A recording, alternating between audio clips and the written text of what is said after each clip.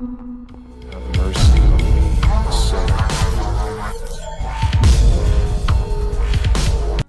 Мемлекеттік тілде оқытатын Заречный орта мектебінің Жаслан ұйымының 8-ші А сынып оқушысы Ораз Нұрайлым.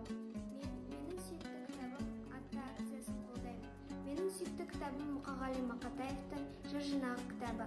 Бұл кітап өмір жайлы, өмірдегі адамдардың қадір-қасиеті жайлы, ананың қадірі туралы жазылған.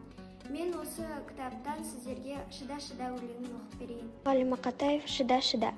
Шыда-шыда, шыдай түс, шыда тағы. Шыдамдыны, мұны өмір ұнатады. Үміттің құлан үй құлатаңа, әйтеуір бір атады.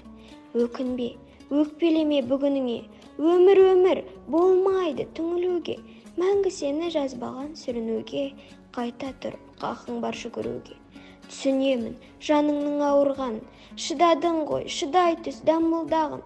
Yoқтардың тәсін ғана қабылдағын, басқасына бас ұрып табынбағын. Шыда, шыдай түс, тағы шыда, тауқылатқан тасқынның ағысына. Кір жуытпай, кіршіксіз намысына. Қары суға болады, алысуға.